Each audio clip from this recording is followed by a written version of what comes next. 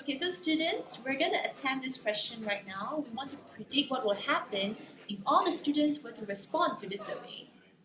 Crystal, would you like to give it a try?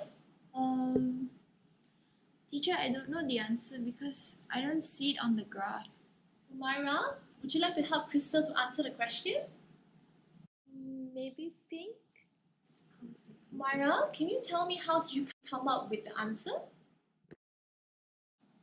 I'm not sure, I just made a guess. This is a problem. I need to find a solution to solve this issue. Hello everyone and educators. Have you ever encountered a problem when teaching your students to read beyond the data in statistic lessons? Well, I have. So I've created a strategy to teach students how to predict in their lessons. And I've implemented for quite some time and students have found it effective. So I'd like to share it with you today. It's something simple and adaptable to your own lesson. So let's get started. Well, before we talk about the strategy, we want to know what it means to read beyond the data and why is it important to do so. Basically, reading beyond the data requires students to use their background knowledge to make inferences and predict based on information that is neither explicit nor obvious in a graph. Some may ask, why is it important for students to read beyond the data in the first place? Well, analyzing survey data and graph information can help them to make informed decisions and even plans for future. They are able to predict the weather, decide a suitable time to watch a movie, or predict exam topics based on past year questions. On top of that, being able to read beyond the data is an important aspect of making sense of data relationship in statistics. It is also a key idea in statistics. This skill is actually useful when students go out to work and is also used across the curriculum, such as in maths, English, science, and even social studies. When students face difficulty in making prediction, we can use this 3B approach. Basically, 3B stands for based on data, between the data, and beyond the data.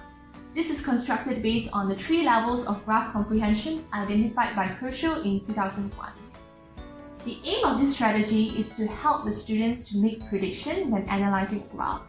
It also helps them to appreciate the usefulness of making statistical prediction in everyday life.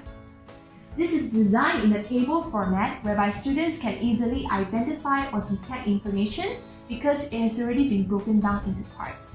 So now let's get to the part of applying this strategy step by step with an example provided. The question in this example is suitable for upper primary students. Class 60 plans to design a class t-shirt as a parting gift. A survey was done to find out students' preferred color among the 5 colors chosen. The survey was conducted on 24 students in a class, but only 12 students responded. If all the students in the class took part in the survey, would the most popular choice be purple?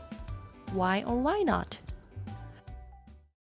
Using our strategy, firstly, we can ask the students to write down what they can obviously see from the graph. For example, how many students took part in the survey and how many chose purple? Students will then make connections between the data. In this case, we can ask the students to compare the quantity between categories.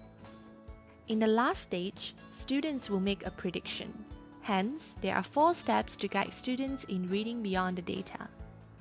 Looking at the bottom row here, the first thing to do is write down the question so that you know what to answer and look out for.